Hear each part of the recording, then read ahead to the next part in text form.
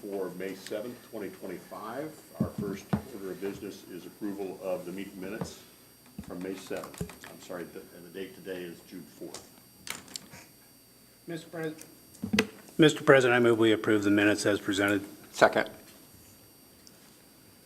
We have a motion and a second. Any further discussion?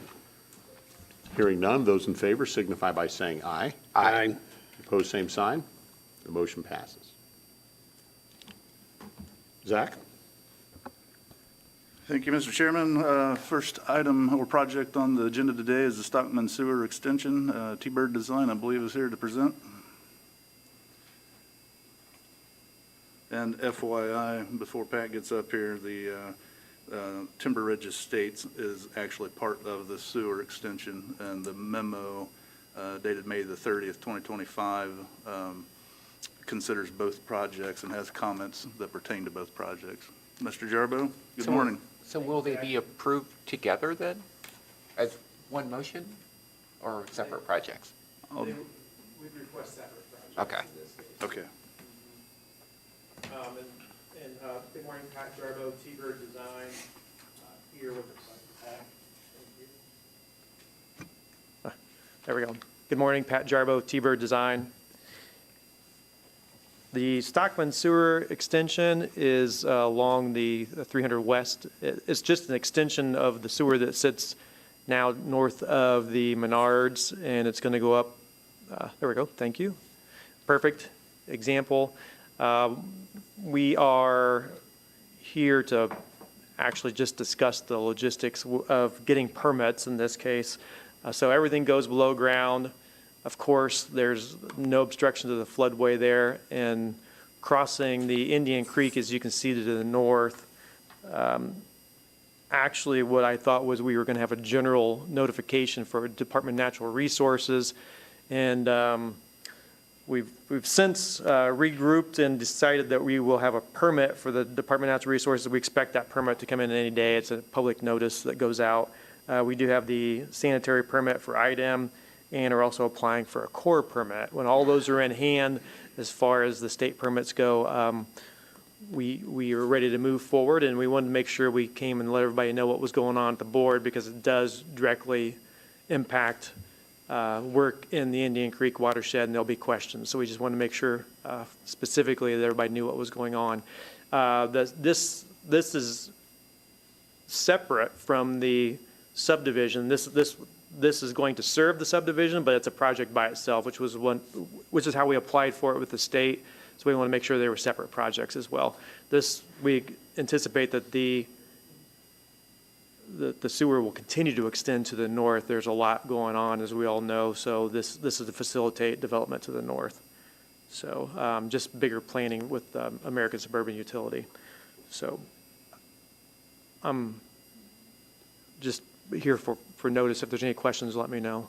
So basically, the reason why this was added to the agenda was solely because it's in the impact area. And I guess I would add to make sure we have any outside permits, such as That's exactly right. Mm-hmm. Yeah, for notification. If somebody asks questions, you guys are the ones who need to know. Yeah. So we're not, it's a notification, I guess. Yeah. So I guess there's no permit. I don't think there's any need to have any approval. I would like to make one comment just for the general public, in case anybody's here that lives in this area that may know the history. First of all, we have reviewed this from the standpoint of the Indian Creek Drainage Impact Resolution, because this is a highly sensitive drainage area in Tippecanoe County.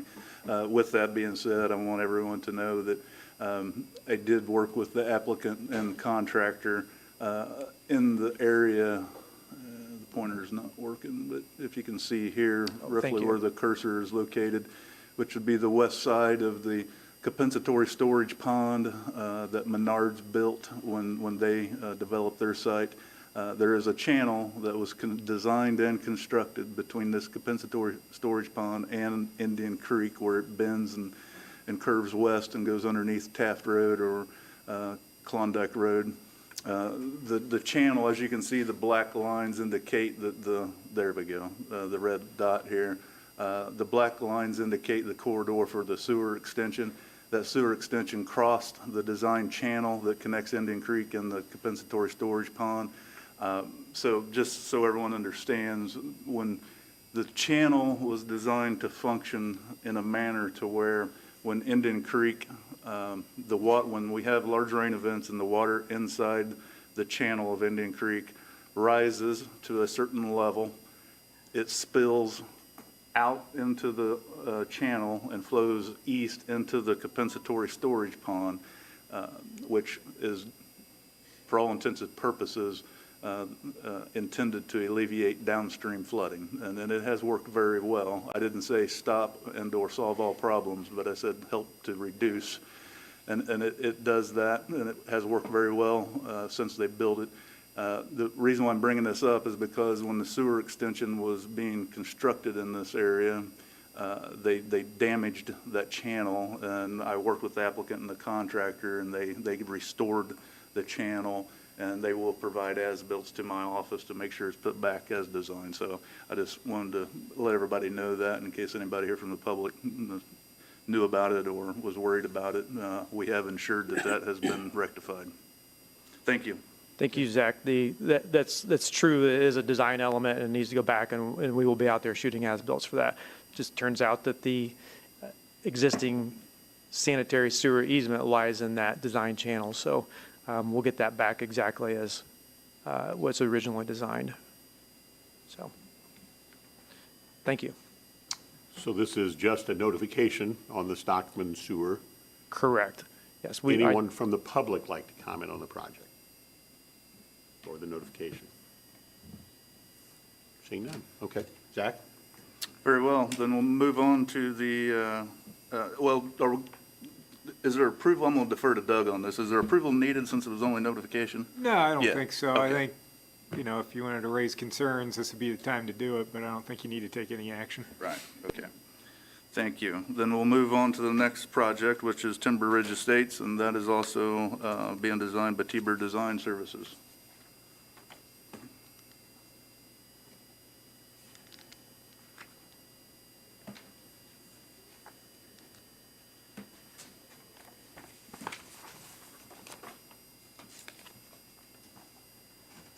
Morning. There we go. We good? Good morning. I am Sterling Fitzer, also with T-Bird Design, here to talk about the Timber Ridge Estates project.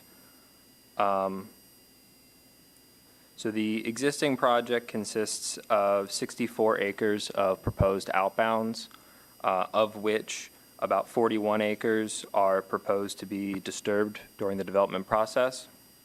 The site is located between 250 West and 300 West, about half a mile north of the Menards, which we were just looking at. The existing site is primarily wooded with some minor areas of farmland you can see there, especially on the eastern side of it. Most of the topography is pretty hilly. There are some lowland areas near the south property line where it comes up next to some of the Hadley Lake wetlands. The site is located at the intersection of the Hadley Lake and Indian Creek floodplains, basically along most of the southern side of the property. The site is located entirely within the Indian Creek watershed, which provides the controlling discharge rates for the project. The proposed site does have some fill located within the floodplain areas. We are providing some compensatory storage on other parts of the site to make up for that. The proposed development includes 85 single-family lots. They are on quarter-acre parcels. Most of them are on pads, but due to some grading constraints, there are some which have custom walkout grading design configurations. For the drainage, we have two wet ponds, one located in the east and the west of the site. And the area draining to the proposed ponds, which is the majority of the disturbed area on the site, they do meet the Indian Creek discharge rates. Due to some of the grading issues we have on the site, there are some areas which direct release. It's mostly in the rear backsides of some of the lots. And when you include all of the uncontrolled together with the proposed release rates from the ponds, it's still less than the existing is overall. For the conditional approval, our only comment is regarding item number 1 of the stormwater quantity section, which refers to the 90% drain down times. Due to the site being located within the Indian Creek watersheds, it's not really feasible to hit both the release rates for Indian Creek and those 90% drain down times with the proposed ponds. And I believe that is our only comment regarding the conditional approval. Very good, thank you. A couple different things I wanted to draw to the board's attention.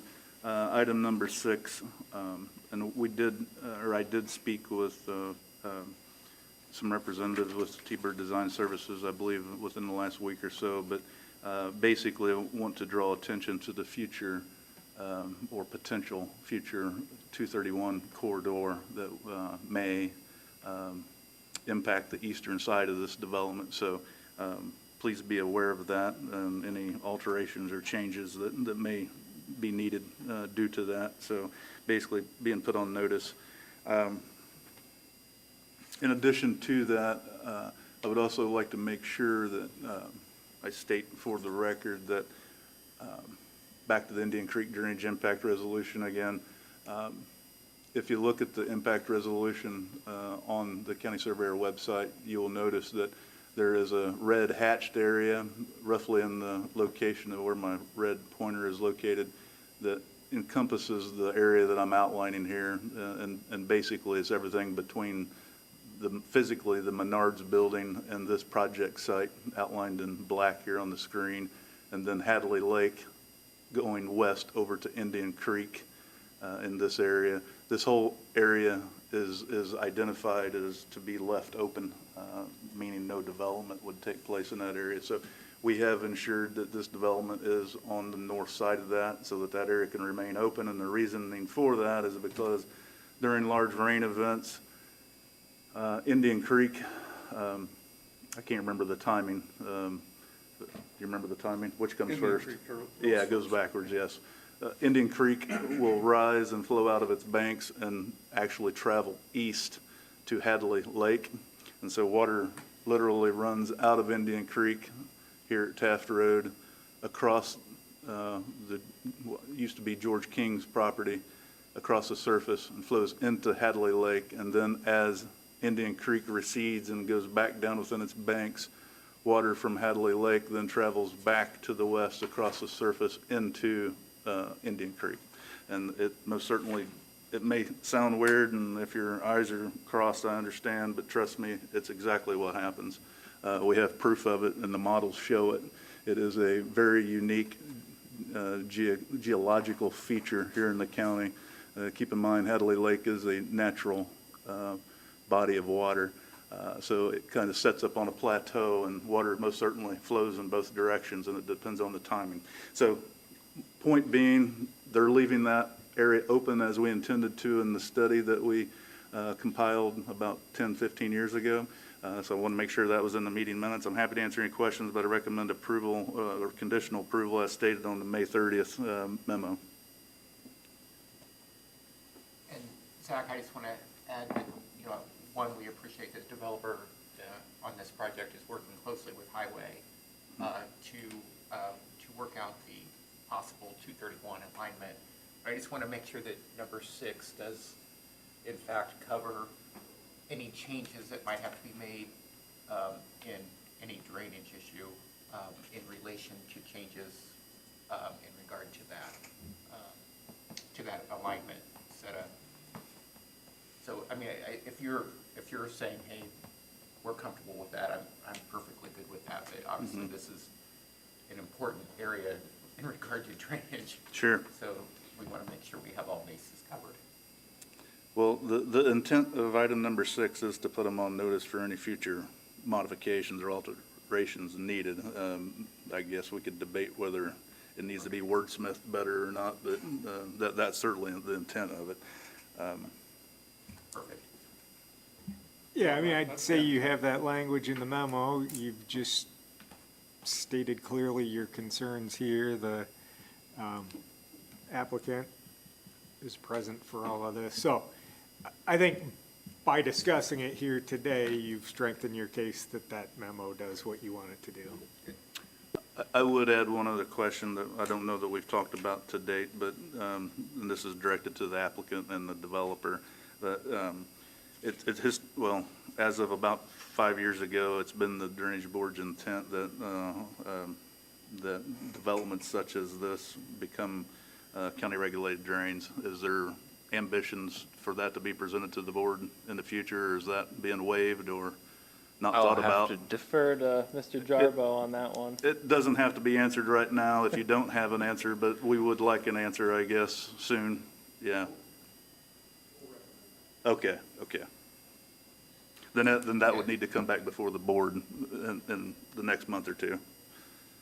Yeah, that's helpful, especially in this impact area. Yes. Yeah. Any other questions for Zach or for Sterling? Any public comment on the Timber Brook project? I said Timber Brook, it's actually Timber Ridge. We do have a Timber Brook, not today. Seeing Mr. none? Chairman, I'll make a motion, we grant conditional approval per the Burke memo dated May 30th. Second? You have a motion and a second. Any further discussion? Hearing none, those in favor signify by saying aye. Aye. Aye. Opposed, same sign. Motion passes.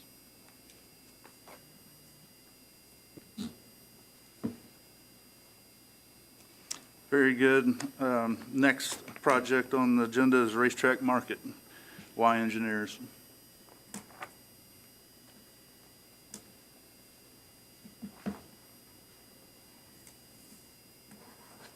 morning. Eric Carter with Y Engineers, 505 North Clark Avenue, Indianapolis, Indiana. Representing our client Racetrack. They're proposing a convenience store, commercial auto fueling at the northeast corner of Schuyler Avenue and Park Beach, just off I-65.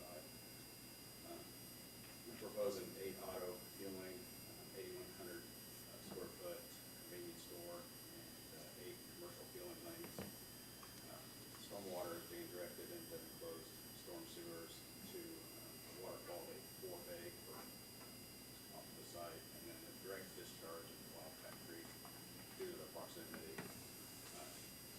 And then also water quality is provided at a rural water separator at the commercial fueling lanes. You have a picture of the project. Press that button. They're good. You have a particular page that you want to The look at? site plan. Should be C3. There you go. Thank you. So you can see the auto fueling up front there, convenience store, and then the commercial fueling in the back. The water quality 4 bays are in the back of the property. This site was partially in a floodplain, but has been released by FEMA with a LOMAR. So that's been taken care of. We're working close with the Highway Department and NDOT for some required improvements to the intersection and the off-ramps off of 65. So we're here to asking questions. We agree with the general conditions of the conditional approval. Just one item, the restrictive covenants was mentioned, not aware of that, so if that's something we can work with if it's required with staff. Item 6, I believe. 5. So if I'm understanding you correctly, while they're all looking at papers, you're looking at underground storage and then the water flowing out? No, it's direct, no storage for this. It's in proximity to So no Wildcat Creek. retention pond, no anything, it just shoots straight to the Wildcat? It goes into the water quality 4 bays first and then Then outlets into Wildcat Creek. Okay. Yeah, just, Dave, in the county stormwater drainage ordinance, There is a section that if folks can meet the standards within the ordinance, they can direct release to some of our major creeks, rivers, and streams. The Wildcat's one, Wabash being another, and there's a few others on there. So they do meet that, but as he stated, they are addressing water quality. So back to your concern as far as the restrictive covenants, Dave and I were just talking about that. That was Scrivener's error. It was left on there by mistake, copy and paste error, so forgive us. That can be scratched. So in the meeting minutes, please indicate that under general conditions, it will be 1, 2, 3, 4, item 5. It says the applicant must provide recorded copies of restrictive covenants satisfactory to the Tippecanoe County Drainage Board and the Tippecanoe County Surveyor's Office. That is the item I'm referring to. That is a Scrivener's error, so please strike that from the review memo. With that said, the applicant stated that they're working with the County Highway Department and NDOT, so obviously that needs to take place and be provided, and once that's resolved, I'll sign off on the plans. But with that stated, I'm happy to answer any questions, but I'd recommend construction approval as stated on the May 29th Burke review memo. Well, I guess go back to my question originally then, Zach, is that quality control, I mean, this is, no offense, it's a fueling ground, and that runoff's heading straight to the creek. I'm trying to figure out where the quality control is stopping fuel runoff, oil runoff, things like that, getting to the creek. I'll let the applicant go into details, but that's what the 4-bay is for, yeah. Yeah, if you go to C 4.1, you can see the 2 4-bays on the top there. So the commercial fueling lanes, they're drained basins under the canopy, and those go to an oil water separator. So if the truck's sitting there, any drippings, that goes to that first, and they've got a maintenance plan to get those cleaned up, pumped out so often. Then the rest of the site goes to those 2 4-bays there, and then into that center, and then the pipe down the, So there's your catch. All right. yeah. Here, I'm outlining then with the red pointer, the 4-bays he's talking about, so. So is that required for every fueling station? It's required for any project, has to meet our water quality standards. But I mean, that particular element, is that typically used for a fueling station for water quality purposes? Just depends on the site, if we Yeah. have room. I've seen some with the mechanical units. I see. If they have a tighter site, they typically will use a mechanical unit because they don't have the physical space or area Okay. to put it in. But Okay. those are expensive. If they have the physical space on site, these are, I'm sure, cheaper. So, Okay, Mr. President, I move that we approve the construction approval of the Burke memo dated 5/29 for racetrack market. Second. We have a motion and a second from anybody in the audience care to make public comment about the project before we take a vote? Just for clarification, I assume that's with the modification that the restricted covenant elements removed. Yes. Seeing none? Those in favor signify by saying aye. Aye. Opposed, the same sign, and motion passes. Thank you.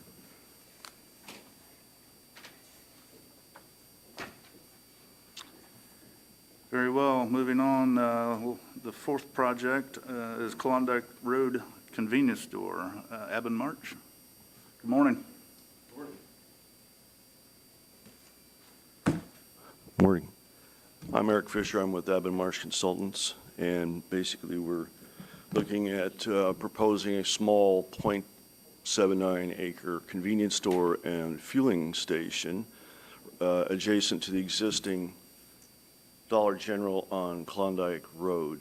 And we've basically been through review twice with Burke, and they recommended construction approval.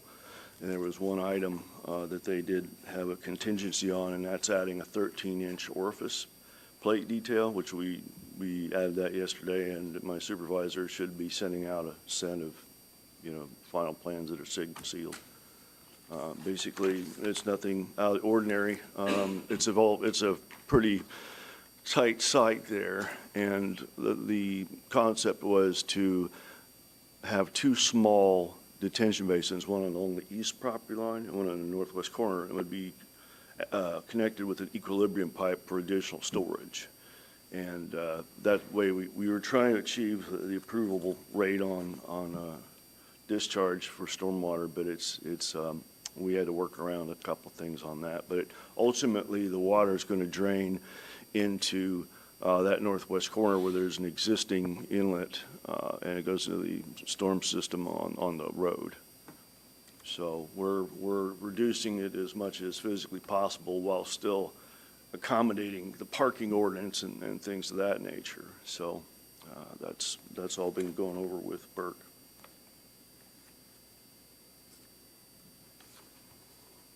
Do you have any suggestions or comments? Thank you, Eric. Just real quick, obviously we have reviewed this and it is in compliance. It has tighter release rates as it's in Indian Creek, and I draw attention to the 2 notes in the memo, and so the applicant will follow through with those.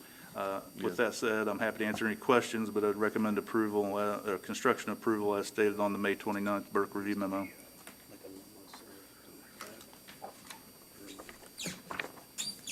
Any questions for Zach or Tisha? Mr. President, I move, go ahead. Anyone from the public want to comment on the Klondike Road convenience store?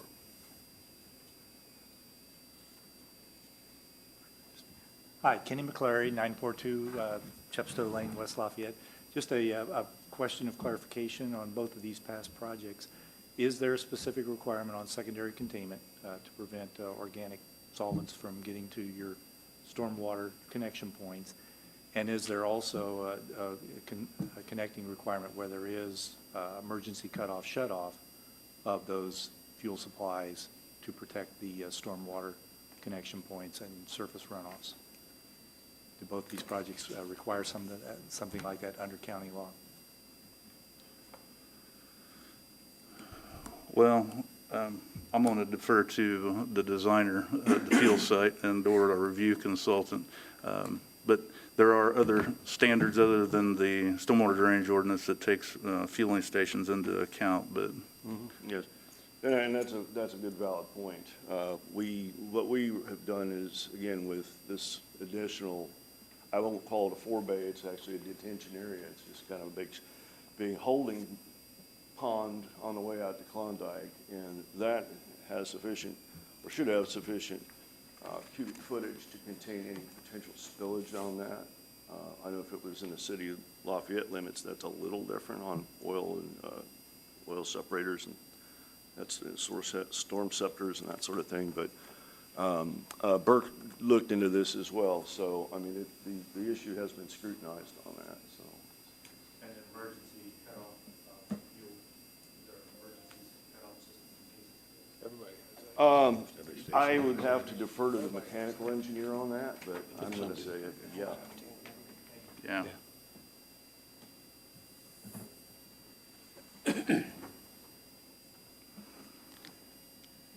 Mr. President, I'll move that we approve the construction approval under the Burke memo dated 5/29 for the Klondike Road convenience store.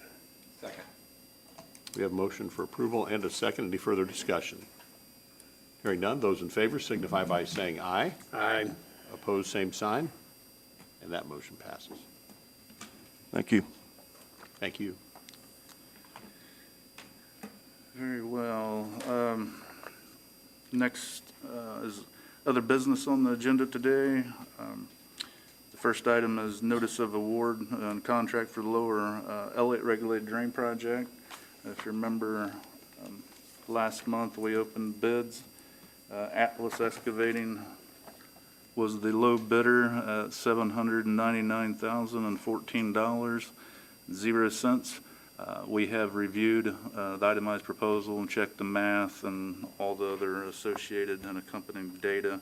Everything appears to be in order, so I'd recommend that the Drainage Board award the contract as I stated.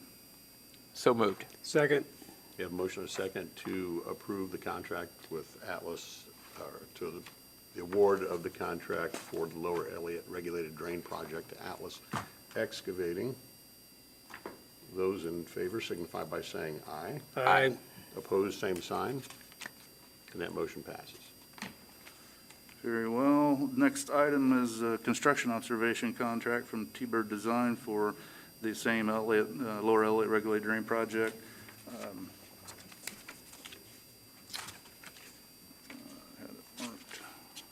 It is in the amount of $79,900. I have reviewed it, and I would recommend approval as presented. So moved. Second. We have a motion and a second. Any further discussion? Hearing none, those in favor signify by saying aye. Aye. Opposed, same sign. And that motion also passes. Just a quick update, the John Bose County Regulated Drain project that was reconstruction project that was awarded to Reinhardt Excavating has began and is underway. If you've driven down County Farm or Salisbury north of Calbarrow Road, you'll notice a plethora of activity out there, all of which is not part of the regulated drain project. There's several residential subdivisions, but as far as our regulated drain project, it is underway, and there's equipment on site, and they've been grubbing and clearing some trees and getting ready to, I think my understanding is they're going to start moving dirt in the channel next week, I believe. So just FYI. That's all I have today. Great. Anything else for Zach? Nope. Public comment.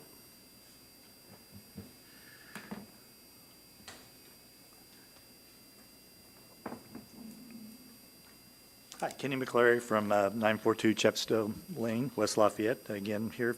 Thank you for just a few brief moments to talk about an item which is not on your agenda today, yet I wanted to make note of as a potential upcoming project. As you know, the Rainbow Trout Solar Project is going to be discussed APC Executive Committee today. I want to point out to the members here today that there are aspects of this discussion that are very relevant to your duties and the sequence of approvals needed for such a project that include the Drainage Board. The special exception that is being pursued is being under UZO 41114, requires an applicant of the property shall submit the following with special exception request. 14C2 says a stormwater management plan shall be reviewed and approved by the participating jurisdiction. In addition, it requires under C5 of that same section all applicable approvals from federal, state, and local agencies. We've reviewed the petitioner's plans in depth and recognize there are many deficiencies in it. Therefore, these two requirements currently are not being met by the petitioner's submittal, which the APC Executive Committee will review today.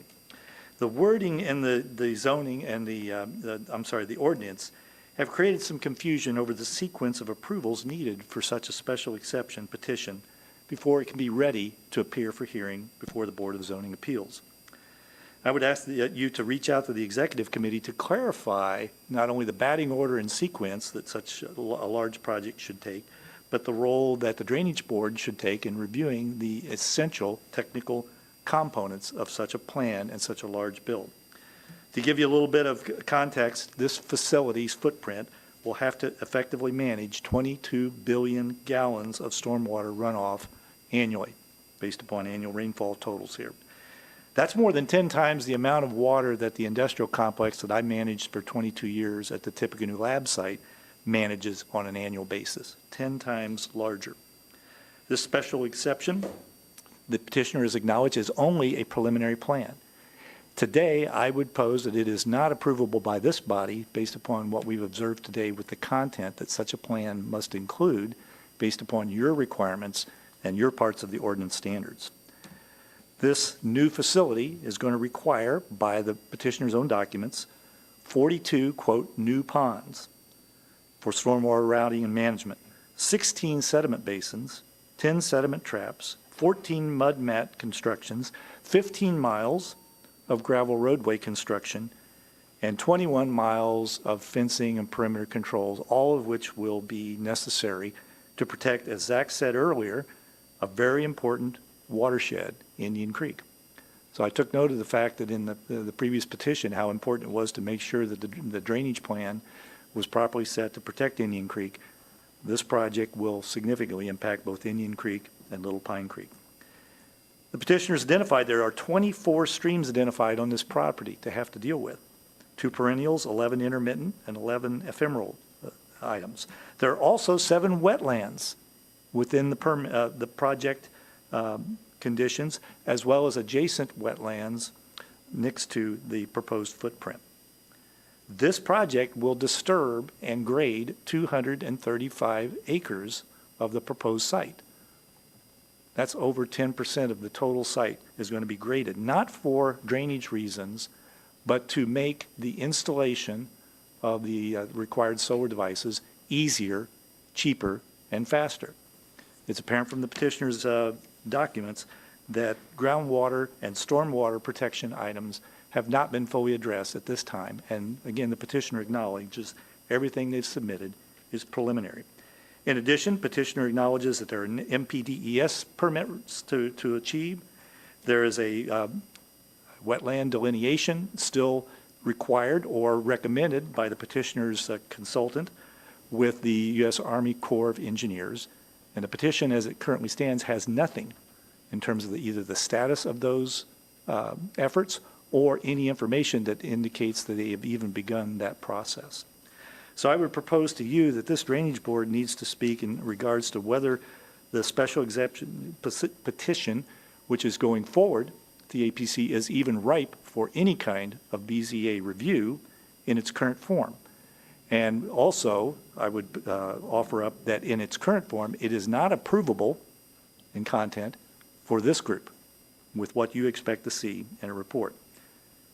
Wetland remediation and delineation, stormwater protection, MPDES monitoring requirements are just a few of the key items that would affect the entire project's scope once those determinations and requirements are made, which would make it unripe or not ripe to be going forward for a BZA hearing at this point in time.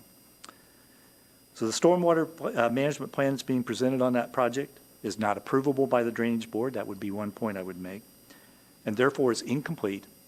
And I would ask this group to provide your guidance to the APC Executive Committee for their decision later today as to whether this project is ready or even close to being ready to go forward for a BZA hearing.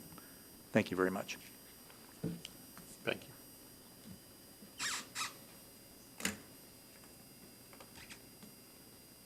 Comments?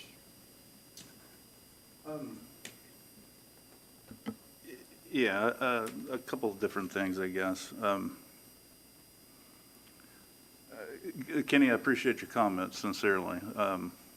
You covered a lot of ground. Let me try to take a generalized approach. First, let me address one of the concerns you had as far as the timing, I think. The sequence, yeah, the Yeah, batting order. Bingo, yes. So I think that the first thing I would say is that historically, and then I'm going to put a caveat with that, okay? And the caveat is this. To my knowledge, at least in my tenure serving for the county, we have never had a solar farm come through my office. This is a first of this scale. Agreed. Exactly. Yeah. So I think the same can be said for this drainage board.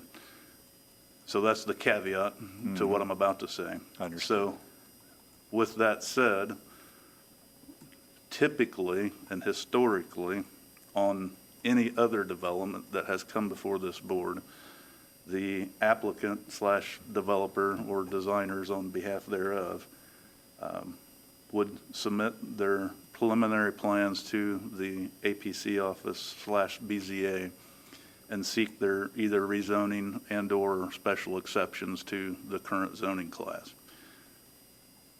Typically and historically, that is the first step, and most applicants would basically wait and or have a pause. While it's in the queue, they're not going to overspend on design until they know they have their zoning and other issues taken care of, right? Because it's very costly to do design work. So once that, when I say that, once the zoning issues are resolved, then they tend to hit the gas pedal on the design work, and then that's usually when my office, as the county surveyor and the drainage board, would then see design plans. I have not received anything in my office to date as far as design. All I have, I believe, and if any of my staff, if I'm wrong and you know otherwise, to my knowledge, we have received the overall boundary of the solar farm, but I have not seen any placement of panels and roadways and drain, anything like that. And that would be consistent with the petitioner's acknowledgement that everything they've submitted is preliminary. Exactly. Yeah. So my comments is in line with what you've been told, and I can also tell you that I just received an email from a company, a design company, not locals. I don't even know where they were from, but they weren't from around here. They may have been out of state. But it was from an engineering intern from a company, and forgive me, I don't remember the name of the company, but they were sent me an email asking questions because they were putting a bid in on the design. So it would appear that the applicant is seeking bids for design services. And that was just as in, I think, maybe Monday this week, within the last few days, okay? So with that being said, I think that answers your timing, batting order, sequencing answer. Now I'm going to take a few steps back and kind of give a bigger, broader view. So again, this is more PSA probably and the history of this body that you're standing before today. So the Office of the County Surveyor is a constitutional office of the state of Indiana, and county regulated drains, what we know now as county regulated drains, were called court drains and legal drains back in the 1800s, okay? And the county surveyor and what they called drainage reviewers, which usually involved a commissioner or two and public landowners, actually petitioned the circuit and or superior courts in the late 1800s and early 1900s to establish county regulated drains and set assessments and construct them, okay? Fast forward up to the 1960s, the state of Indiana completely rewrote the Indiana Drainage Code. And in 1967, well, they from about 1960 to 65, 66-ish, they rewrote the drainage code and it became effective, I believe, in 66. This body was formed out of that drainage code that was written in the 60s, okay? And that same skeletal structure we're still operating under as a state today, okay? It's had revisions and modifications and things added and so on and so forth, but it's still the same skeletal structure. The reason why I bring that up is just so you understand the history. This drainage board that you stand before today first met in 1967. I don't remember the exact month, but and I have the records in my office. I've studied them. That's why I know. Fast forward up to today.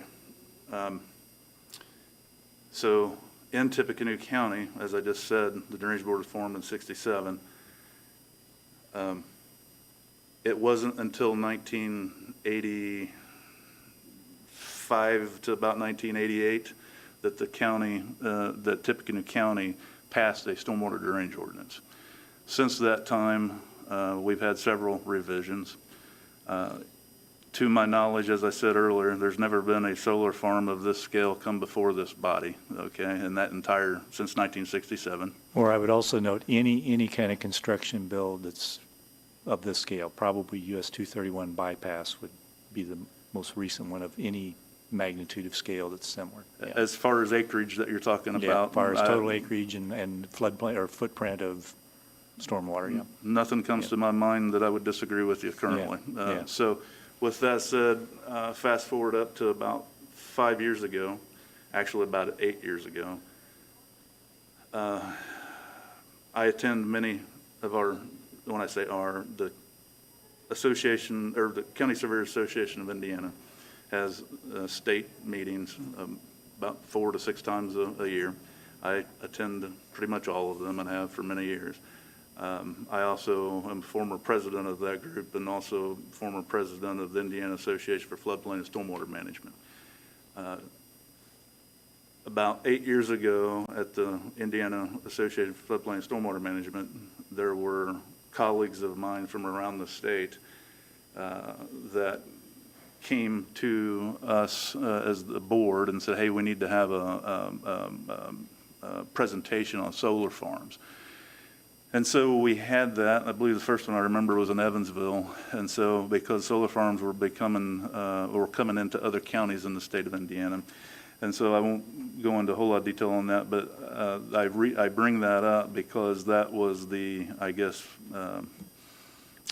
sign to me that the next time we redid our ordinance here locally that we needed to put something in our stormwater drainage ordinance that covered solar farms, okay? Yeah. And so if you look at our current Tippecanoe County drainage ordinance, it was last revised in 2023, I believe. And so in about 2020, during COVID, 2020 to 2023, when it was approved, we, as a community, we have done for many, many years, we have all the stakeholders, as in the local entities which make up the Tippecanoe County Partnership for Water Quality, which is the county, Lafayette, West Lafayette, Battleground, Dayton, and Purdue, and Ivy Tech make up. There's 7 co-permittees under that MS4 permit, which brings in the water quality and MPDES permit and all that. But I bring that up because during that last revision, as I said, basically 2020 to 2023, those 7 entities sat right here in this room with all the local design companies, local home builders, and local developers, and as the stakeholders that use this ordinance on a regular basis. And we vetted many different things within that ordinance, and we added some things, and we took some things out that was no longer applicable because of law changes and so on and so forth. But during that process, one of the things that we added in the technical standards of the ordinance, so if you go to the county surveyor's website, and or the County Drainage Board website. There's many of the same links on both sites, but you will find the 2023 version of the Tippecanoe County Stormwater Drainage Ordinance. And if you look in the technical standards, you will find a section that covers solar farms, okay? I'm not going to go into verbatim on it because honestly I don't remember every word, but generally speaking, I will tell you that they will be treated as any other development would be, meaning that they either have to have detention or they have to show that they're exempt and or they have to show they're reducing runoff. So they have to do a pre-model and a post-model as in runoff. They have to know what the existing runoff is and then what the runoff is in post-construction. And they either have to detain or they have to show that they meet that. They also have to have water quality standards. There's standards in that ordinance that require certain spacing of the pedestals and the panels. And the drip edge of the panels have to be perpendicular to the slope so that the drip edge and the water coming off the panels returns to sheet flow and doesn't concentrate and channelize and cause erosion, and et cetera, going on and on. I won't bore everybody to death. But just suffice it to say that's where you'll find the guidance and the requirements that this project that you referenced and or any other that would come into the county would have to follow. That is our legal binding system as of today. Right, and that, my contention would be as many of those requirements are lacking or missing from the current petition, and hence form the basis of some of my previous comments and conclusions about whether it's approvable in its current state or not. Sure. I can't speak to that because I haven't received it yet. I understand you cannot. Well, thank you very much for that. But what it confirms is, yes, we've been looking at the right aspects of what the Drainage Board's criteria and ordinance requirements are.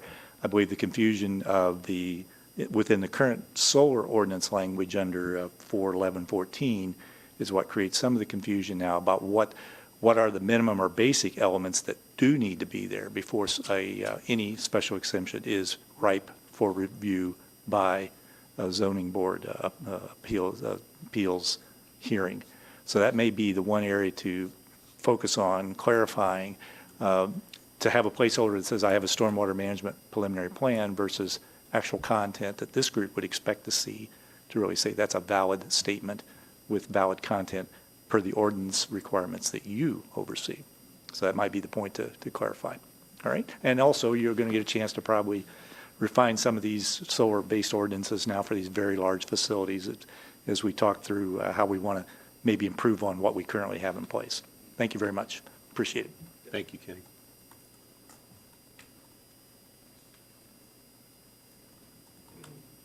Any other public comment?